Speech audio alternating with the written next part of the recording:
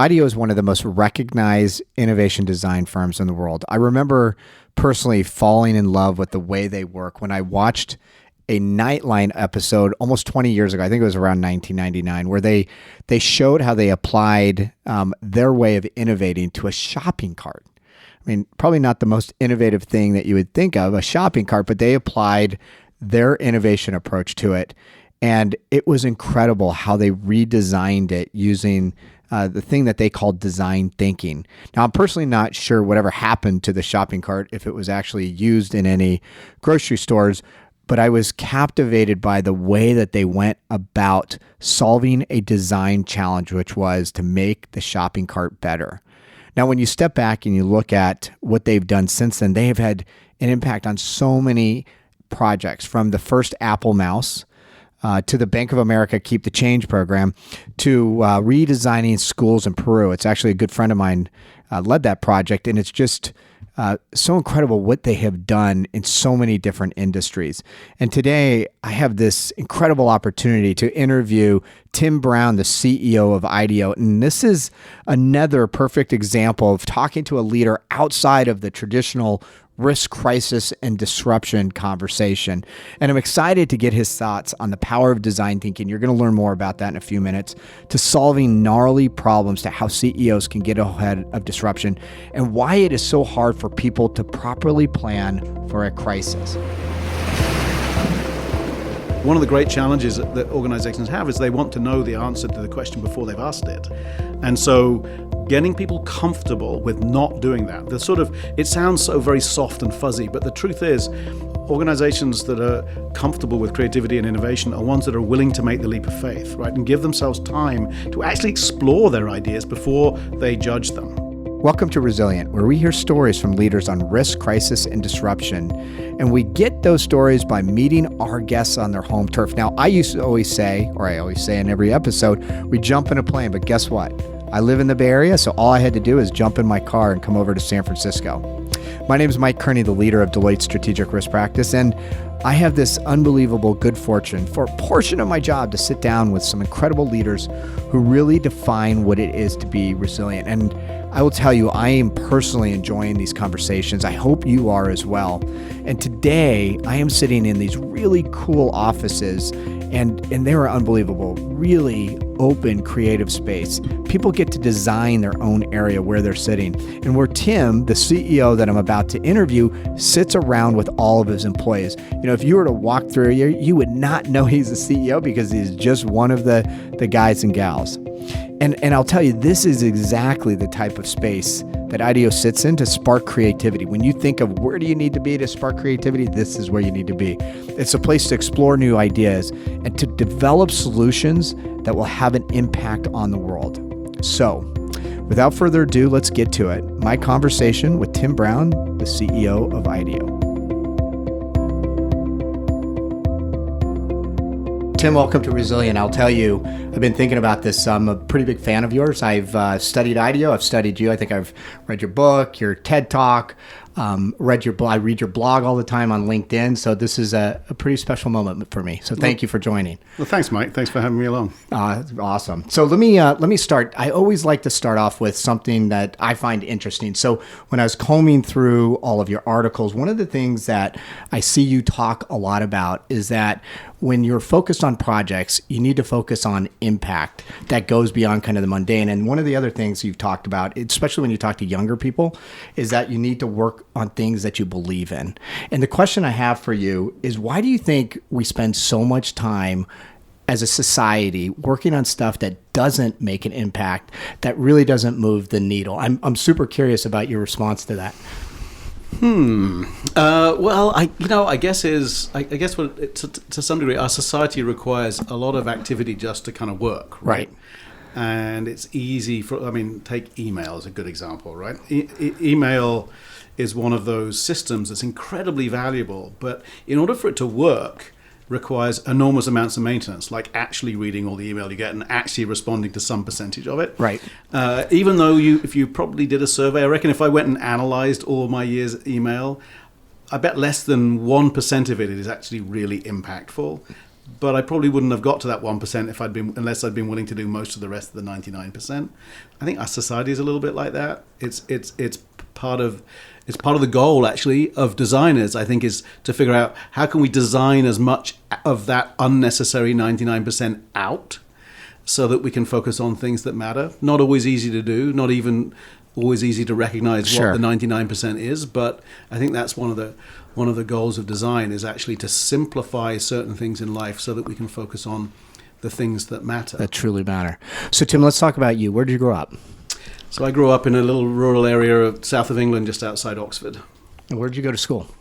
Well, I think of school as being art school because I went to school, but then so I went to art school originally at the University of Northumbria up in Newcastle, and then the Royal College of Art in London. And then you were a designer initially. I've read a lot about some furniture you've designed and stuff like that. I still think of myself as a designer, even though I don't, draw things up very much. Never at all anymore. But designing is as much a state of mind as anything else, and so I still have the design state of mind. In fact, the moment when I realized I could actually be a CEO with any degree of confidence was when I realized I could treat it as a design problem, because I knew how to treat things as a design problem, because that's what I've been taught to do. But the truthful answer to your question is yes. At the beginning, I was really designing stuff, like products and furniture and things like that, and I don't do so much of that anymore. And so how did you move into, though, helping organizations innovate? And I totally agree with your point that it's all about design, different type of design. How did you move into that from what people would think of typical design into designing challenges? Well, I only realized this relatively recently. I'm a bit of a slow learner, but I realized that I've been asking essentially one question all the way through my career. And I remember the first time I asked this question. I was a second-year undergrad design student, and I was asked to write, for some reason, somebody asked me to write an article for a national magazine on. They were editing on what I thought the future of design was, and I asked the question then is, what should design do next? I could see what it was doing now, but what should it do next? I've been asking that question all the way through my career. It's always been, for me, the driving question, actually, from why are we applying design to what we do apply it to, and why wouldn't we apply it to something else? And so in the end, getting to how organizations think and behave is a natural extension. You've got to get there eventually if you ask that question, right? I started off asking, okay, design is about products. That was what I was taught to do, but why shouldn't it be about experiences? Or why shouldn't we be designing services? Or how might we design to have social impact instead of just business impact? Or how might we design systems? Eventually you get to how might we design organizations, right? Sure. It's just obvious. So let's start with IDEO, because I really want to jump into design thinking. But one of the things that I find interesting is when I talk to people, I'm like, I've got to work with this great organization, IDEO. There's been some cool things that we've worked on with you. And I get two responses. Oh my God, they are the coolest company. We love working with them. Or who? So for those who would say who is IDEO? I wish that was an easy question to answer. It's less easy. We are essentially a big group of designers who take on challenges for which design thinking is an appropriate lens, which is not very helpful, of course. But we started off absolutely in the world of designing products. David Kelly, Bill Mogridge, Mike Nuttall, founders of IDEO, they were product designers, engineers. And we were famous for designing the first mouse that went on to became part of the Apple Mac, or the first ever laptop computer. And so the questions we were answering back then is, how do we make technology useful to people? And really, we're still answering that question today. It's just that we have an infinitely broader definition of what technology is. Right? Back then it was the latest technology coming out of Silicon Valley. Sure. And obviously that still has a huge impact on many of the things that we're designing. But the truth is, anything that's man-made is essentially technology, right? Because it wasn't natural. It's either naturally occurring, or it's technology. And so when we make something, it's technology. And when we shape the world and the way we use that technology to meet our needs, that's design. Right, so whatever it might be, and so you can think of healthcare as a technology. So we're shaping the way hospitals deliver healthcare, or the way a particular medical device might deliver a particular benefit to a patient or to a doctor, Learning is a technology, so we're shaping the way kids experience school, or the way technology is helping change the way that we learn. The way we make food is a technology. Sure. The way we grow food, the way we cook food. So we're helping shape the kinds of foods that we're going to eat in the future and the way that we're going to eat them. And so we're still doing that. We're still... our organizations are technology. If you think about it, the way we organize and communicate in a business, that's a technology. So we're helping shape the way organizations do that. So let's talk about design thinking. One of the things, I know a lot of what you're describing is design thinking, and it almost could be applied to any technology, as you're suggesting. Can you maybe just describe what it is and how it can help? And one of the things that I love about this podcast is we created it for senior leaders, and a lot of the focus was on risk crisis disruption. But I'm not here to talk about risk crisis and disruption necessarily with you today. But what I find fascinating is this whole notion of design thinking can be applied to these type of issues. And that's really what I'm interested in exploring with you. So tell us about design thinking. Well, firstly, I would say that design thinking actually is an interesting way of, and a very effective way of mitigating risks around things you don't know about. Right. Right. I mean, when we talk about risk, a lot of the time we're talking about things we know about, right, that we can analyze, and we can use analytical techniques to understanding the risk. But there are a whole bunch of things we don't know about because they don't exist yet. Right. Right. They're things that we have not made choices about. There are things that we have not yet created. And so we can't use analytical methods for understanding the risk or anything else about something that does not yet exist. So instead, we use methods like design thinking. And what design thinking does is essentially it falls into three buckets, if you like. The first bucket is, how do we ask better questions? How do we make ourselves more curious? How do we search for the insights that might cause us to essentially ask the question, why does something like that have to be like that? And could it be different? Right. So we do that in different ways. I mean, a lot of great designers are naturally curious. A lot of great leaders are naturally curious. But we also spend a lot of our time going out and following people in their lives, collecting information about how they live their lives, because it's a big part of asking interesting questions is getting out of your own experience and getting into the experience of others. Sure. One of the things that businesses often actually create for themselves, which is, I believe, a significant risk, is they don't think from their customer standpoint nearly enough of anything like enough of the time. They're thinking about what their customers should be like from their perspective as a business, but they're not actually understanding the lives and aspirations and needs of their customers. So get out and understand it. So we have methods and techniques. So you know it's interesting you bring that up, because I think what you're getting at to a certain degree is having deep empathy, like really walking in the shoes of whether it's your clients or customers or whomever it may be. Yeah, exactly. And really that's all in the in the intent of asking more interesting questions. I believe there's plenty of evidence out there. I also believe it intuitively that really the hardest part of the creative process of getting to a really interesting new answer is actually asking a really interesting new question. And so getting yourself into environments where you're noticing that things are different. It's one of the reasons why when we travel to a new part of the world for the first time, we notice all kinds of things that we've forgotten to notice back home. Right. Because we're aware of all the newness of things. So one of the things I find interesting, and I'm going to point out, first of all, I think you've given new insight to how manage risk, and you probably didn't even think that coming in here, but especially with the idea of asking the right questions, kind of inherent in understanding what are those challenges or things that are going to get in your way in the future is about asking good questions. The point that I was going to make is the whole notion of prototyping.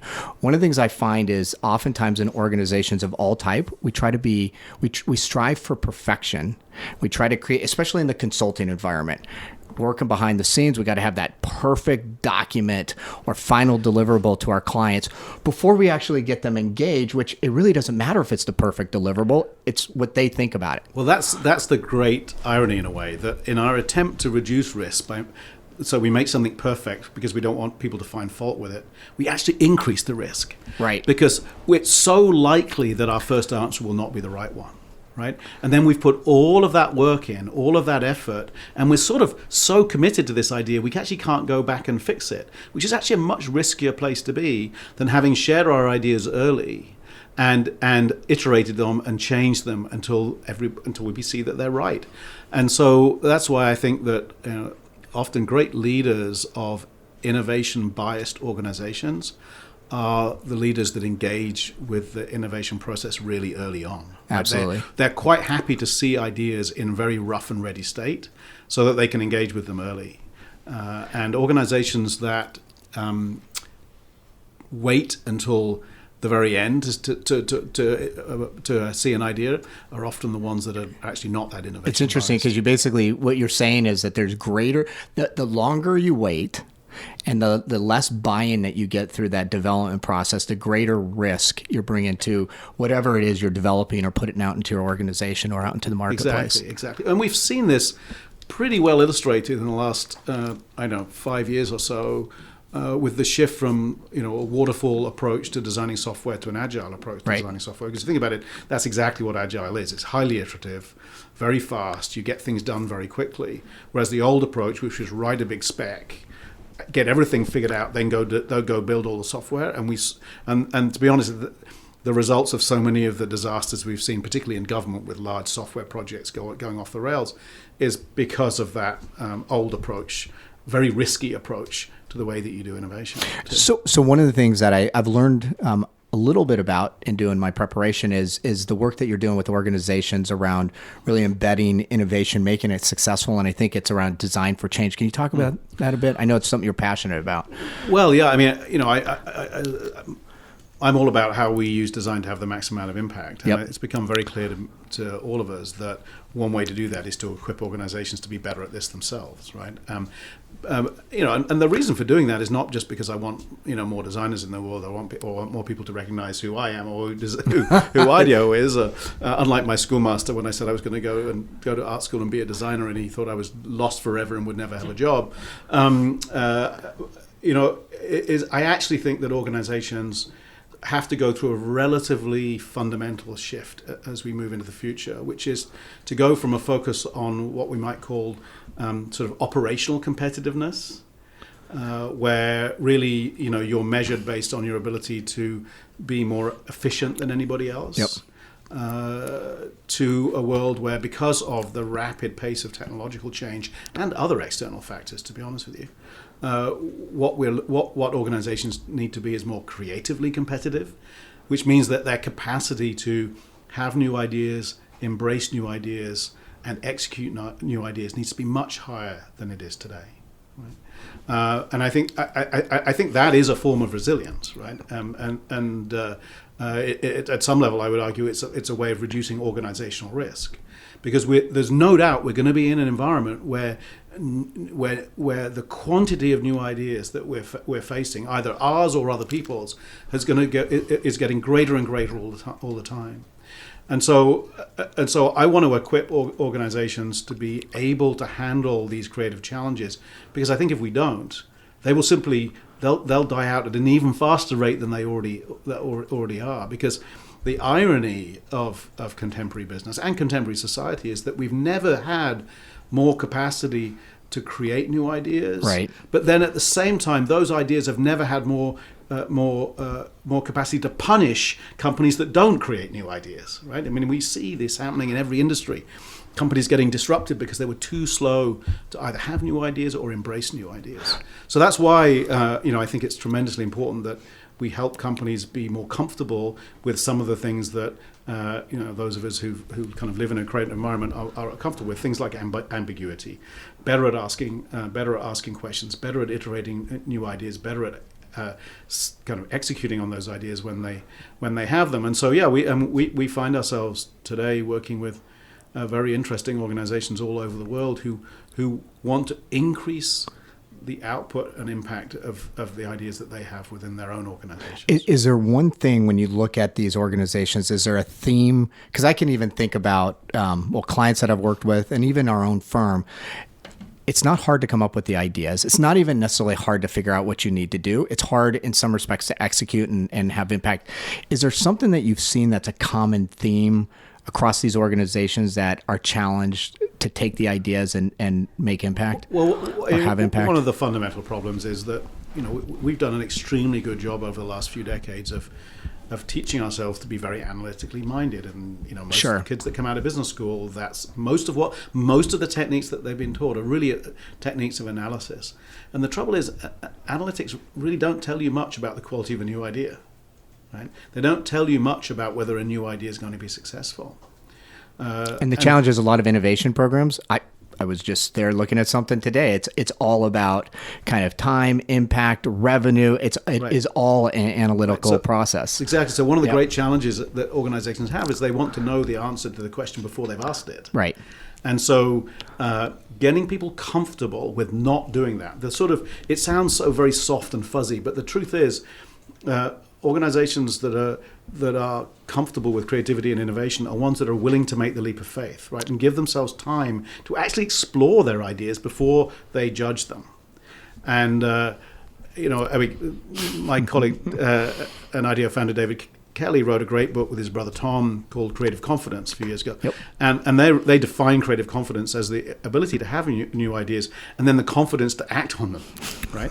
And the confidence to act on them is all about giving yourself time to actually explore them before you try and analyze them about whether they're going to be successful or not. And so one of the ways that successful ways, in fact, that we've found of kind of nudging that cultural change inside the organizations we with is often to work alongside them, right? We teach, we have our own online university, we have workshop programs that we give, we have toolkits which we offer, but really the way to teach what that level of creative confidence is at a high level is to work alongside them. Absolutely. And so we have these labs inside some of our clients. I know you do some of the same kinds of things, but where great IDEO designers and design thinkers can work along with great leaders from the clients, and they can go build things together. And it doesn't require doing that many times before they start having high degrees of confidence. It's funny that you say that because we do have labs at Deloitte, and I used to run our lab program for about 5 years. And so thank you, because you guys helped us create it. It changed the way that I consult. And what I mean by that is rather than having that, first or second year in a back room powering or putting forth a PowerPoint deck, it's like actually collaborating with your clients always comes to better results. It has changed the way I think about consulting. Well, the funny thing is we figured this out about 2,000 years ago. If you look at the way the great art forms and craft skills were taught, they were taught through apprenticeship. Sure. They weren't taught through certification. They weren't taught in classrooms. Michelangelo taught his apprentices how to sculpt or how to paint. He didn't run a class and stand up in front and teach on a chalkboard and have them go away and do great pieces of work, right? And so this idea of apprenticeship, this idea of doing together, I think is actually a kind of a learning mode that we need to re-emphasize in business and actually in modern society as a whole. So I want to pivot to, and it's actually leveraging a lot of what we've talked about, but to disruption, and you talked a bit about it. Every industry, and you gave a bunch of examples, healthcare, media, everybody is under disruption. What fascinates me are the CEOs who knows that change is coming, but they don't do anything about it, seemingly, because they probably don't want to kill the golden goose. Any thoughts on your experience? Like you've worked with a bunch of companies, mature, emerging. Any thoughts on how design thinking or any of the concepts that you've brought up can help them get ahead of the disruption? Because what we find, just as an aside, it is actually the number one risk that a company faces. Not financial, operational compliance. It's strategic, which means they're not responding to these changes fast enough in the marketplace. Yeah, well, exactly. I mean, and I get how frightening it is as a CEO, particularly when the requirements we're placing on CEOs, particularly to manage the sort of short-term complexities of business, have never been greater than they are today. And so at some level, we shouldn't be at all surprised that even the very best of them struggle to think both strategically and operationally at Right. the same time. I wonder sometimes whether we don't have to rethink the way that's almost the operating model for the CEO, but that's probably a conversation for another time. But it's mean, it comes back to what we were talking about right at the beginning. In a way, is how can we help CEOs ask better questions, right? I think many of the CEOs I've talked to have said that they feel like in order to be helpful, they need to be different kinds of leaders from the way that they used to be. That this idea of the executive leader, if you like, the leader who is essentially there to make the final decision, is less helpful in an environment where disruption is all around, and that in fact that they need to think of themselves more as sort of player coach. Right. In other words, they need to use their experience and their perspective, which is, let's face it, their perspective is the kind of broadest of anybody in the company, simply by dint of what they see, needs to be brought to bear to help the pieces of their organization they're asking to innovate, help them be more effective in that. So, for instance, I was talking to one of our clients, big German technology company, and he was saying that he's never had to know more about the technologies and customers that his business serves today than he does have to today. Sure. Because he has to be able to help teams do their work, not just wait for them to finish and then show them the finished product.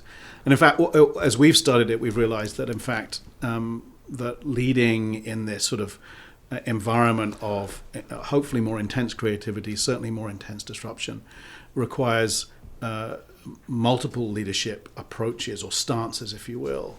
And that our best leaders need to be able to step between those stances quite effectively. So if we think of being the player coach as a bit like leading from the side, right? You're there and alongside, right. You're helping teams. Perhaps you're helping them redirect their experiments or understand what they're really learning and what questions they should be asking. There's still the moment where leaders need to lead from the front, but instead of leading from the front with answers, which is kind of what we have told CEOs we want them to do in the past. We want the CEO to have every answer. In my view, the way to lead from the front as a CEO in the future is to have the right questions. Right. So, and have those questions that provide direction to the organization. So I've often thought of the metaphor there is the explorer, right? An explorer asks, well, what might be over the horizon if we go that way? And then everybody follows him or her, and they go over that horizon, they discover something. And so it's the questions that give direction that I think are tremendously important.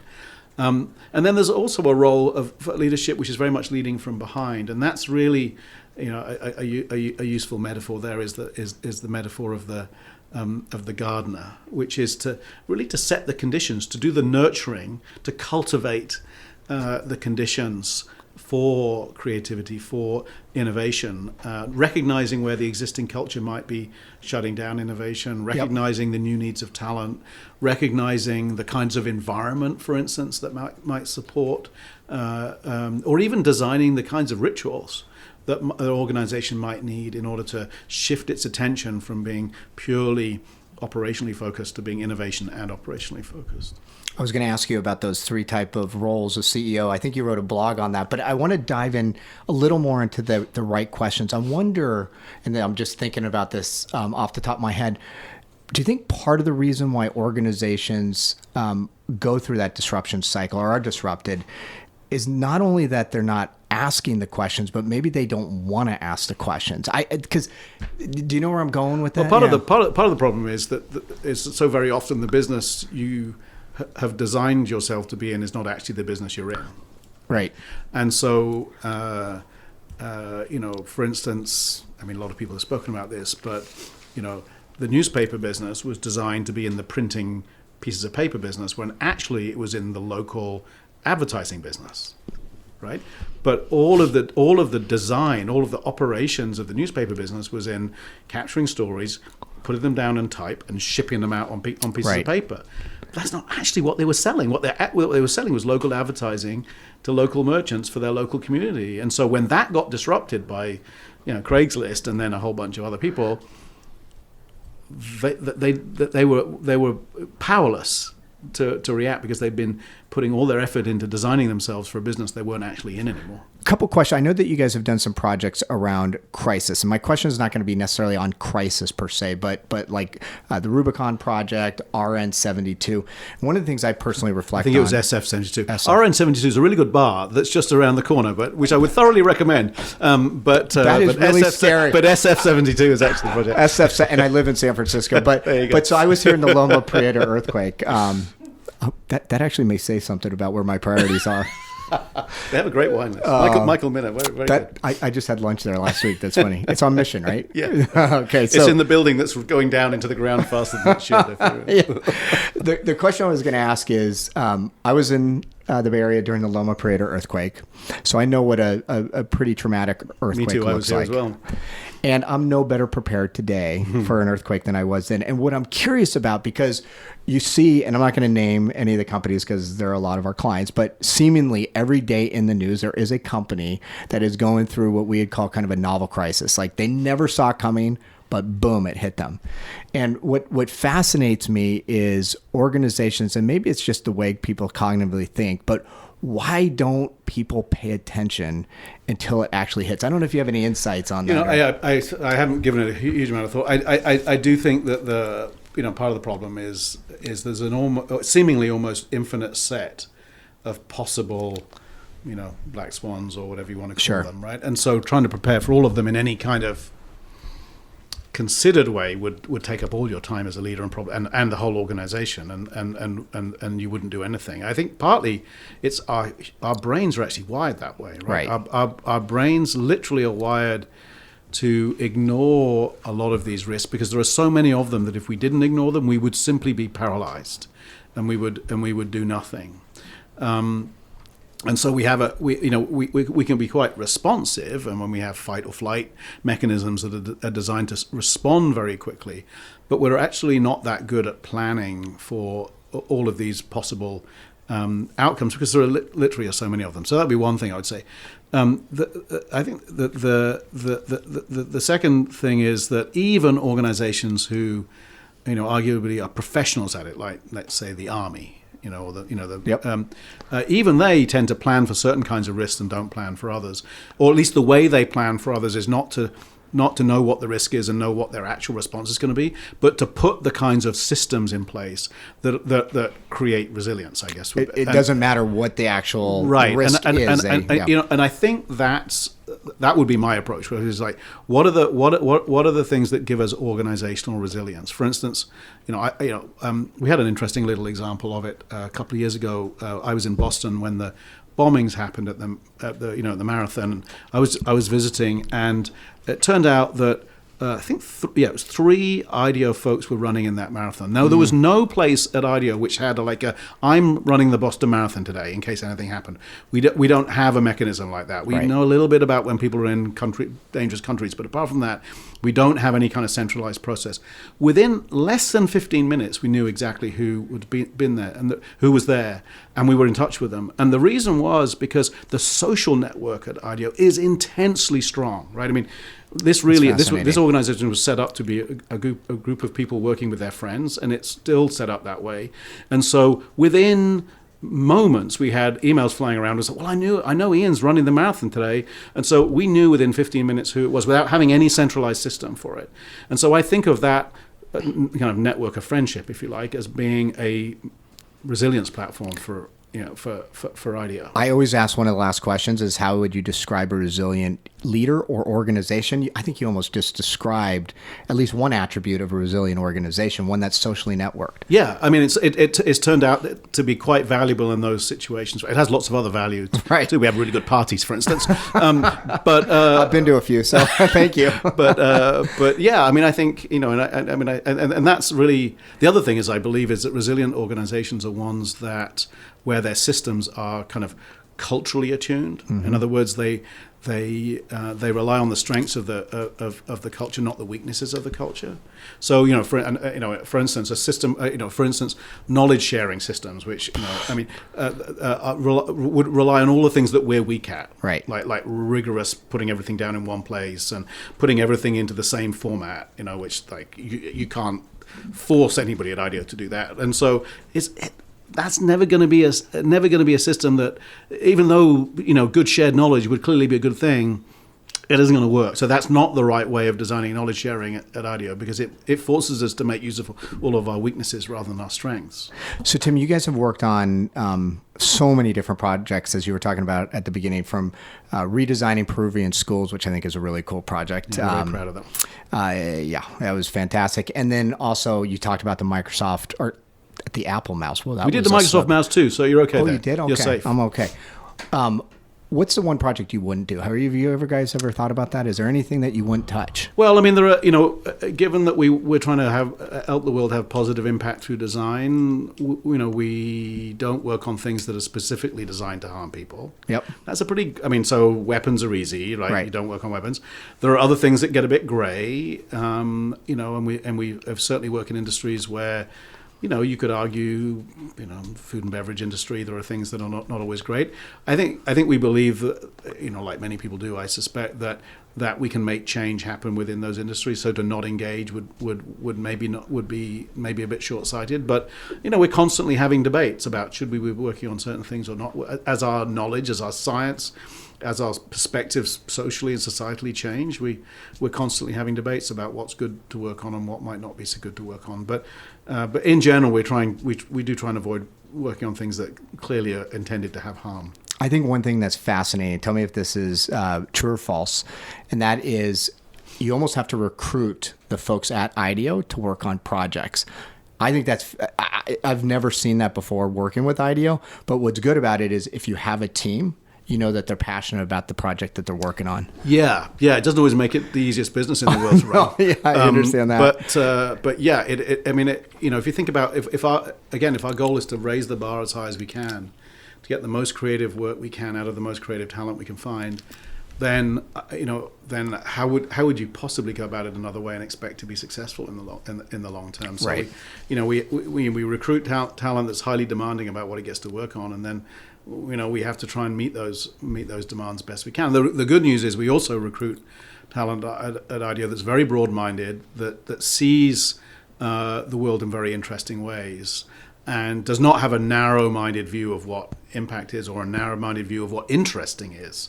And so in that sense, we get to work on a lot of different things. Is there a project that you personally are dying to do that you haven't had an opportunity to work on? Well, I've always this is the one that I can't answer. I've had to this question over the years is I think still relevant. Is I've always wanted to design a space station. Partly it's because I love science fiction and space and that kind of stuff, and it seems highly romantic to be designed. But also because I'm really interested in ecosystems, right? And whenever we design an ecosystem on planet Earth, there is a whole bunch of things that we have to accept that are very hard to design for, which are so many of the externalities of the ecosystem, right? So if you're trying to design a city, then you can't design a city in isolation from everything else that exists in. Well, the cool thing about a space station is it is actually an ecosystem that's in isolation from everything else. So you could actually imagine kind of designing everything. Right? Now, you probably couldn't succeed at designing everything, but at least you could imagine that might be possible. And so I'm fascinated by those kinds of challenges. So I think I'd still put space station at the top of my list. That's probably the coolest answer I've gotten so far. So there's a quote you have. I think it was in a video or something, but this is about kids that are coming out of school. Okay. And you had said, parents don't have to live your career, you do. What advice would you give to kids coming out of school nowadays? Well, it's easy to say do what you're passionate about, but I know when I was a kid, I did not know what I was passionate about. I discovered it as I went along. In fact, I discovered the confidence to even be passionate much later on. I mean, by the time I was well into my college career before I even knew that I could be passionate about anything, to be really honest with you.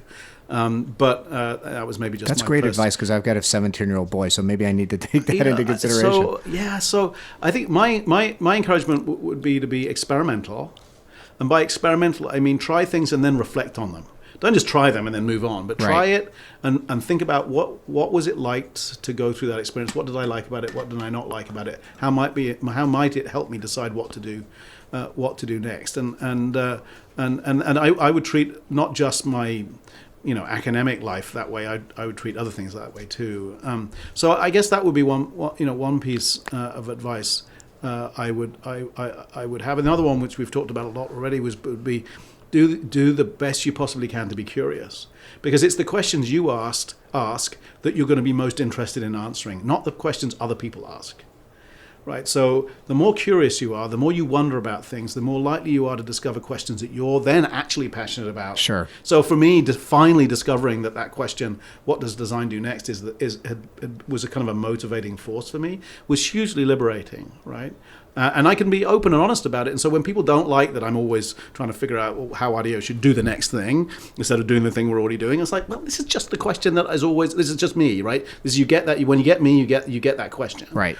And so I think discovering the questions that you can be passionate about, if you like, is more important than discovering the answers you're passionate about. Well, I think that's also a good alternative to the passion point that you were making at the beginning. Yeah. Just figure out the questions that you're interested in answering, and if you continue down that path, you'll find the right thing for you. Right, and many of them will be small questions, and then just every so often you'll trip over a big one that can keep you going for a decent chunk of a career. Which actually, you know what, in some respects, that goes back to the very first question I asked about impact.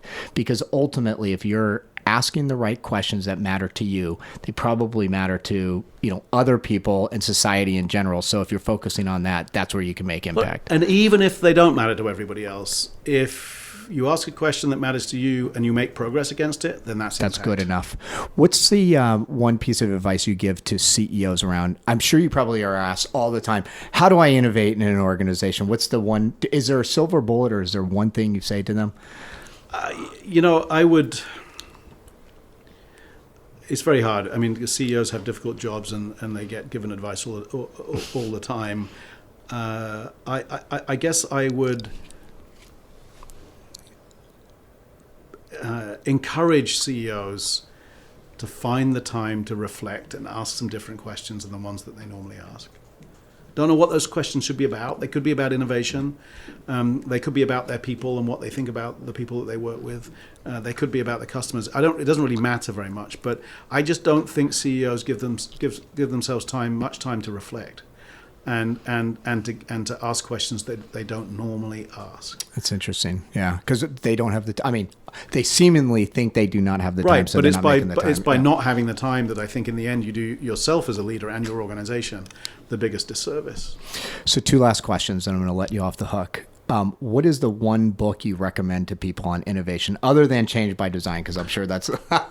Well, I spend a lot of my time advising business people what books to read on creativity, but actually, funnily enough, the most influential book or set of books actually on the way to think in the way that we just talked about reflectively were all written by Peter Drucker. So and this is what I advise to every designer who says, what book should I read on business? Yep. Well, I said go buy the complete works of Peter Drucker, which is a kind of an abridged thing, and go read those. And if there's one of his books, then go read the one on entrepreneurship and innovation. Fantastic. So if you weren't the CEO of IDEO, what would you be doing? I went off originally to art school thinking I would want to be a painter, and I realized actually I like 3D. So I think if I wasn't being the CEO of IDEO, I'd love to imagine that I could survive at least enough to buy the odd sandwich by being a sculptor. I probably couldn't survive by being a sculptor, but that's what I think awesome. I'd like to have done. Tim, thank you very much. This has been fantastic. Thank you. It's been great.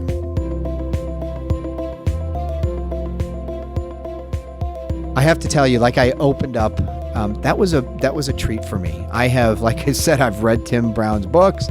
I read his LinkedIn profile and all the articles he puts out there. I watch his videos. To say I'm a fan of Tim Brown would be an understatement. And I'm hoping that you enjoyed that as much as I do. And I want to thank everybody out there for listening to Resilient. As you know, this is a Deloitte podcast, but the podcast focuses on our guests, not everything that Deloitte has to say. And the podcast is produced by our friends at Rivet Radio. You can hear us, you probably know this because you're listening, by going to Deloitte.com, or you can actually visit many different podcatchers. Just use the keyword resilient. And if you haven't had a chance, check out some of our previous episodes. We have really a growing library. I'm pretty excited about the fact that we've got a lot of episodes that you can listen to. Great interviews with CEOs, board members, and now increasingly leaders in other walks of life. I'd also encourage you, if you want, to hit me up on LinkedIn or Twitter with any comments or questions or even recommendations for future guests. My profile is under Michael Kearney, and in a couple weeks, I'm going to be interviewing one of you that has actually hit me up. And so keep it coming. And I've been blown away by the level of engagement online. I have a lot of new friends. I have a lot of people giving me ideas and recommendations, so please keep it coming. Once again, my name is Michael Kearney. So if you're on Twitter, I think my call name is mkearney33. Last name is spelled Kearney. And then if you go to LinkedIn, just put Michael Kearney, Kearney.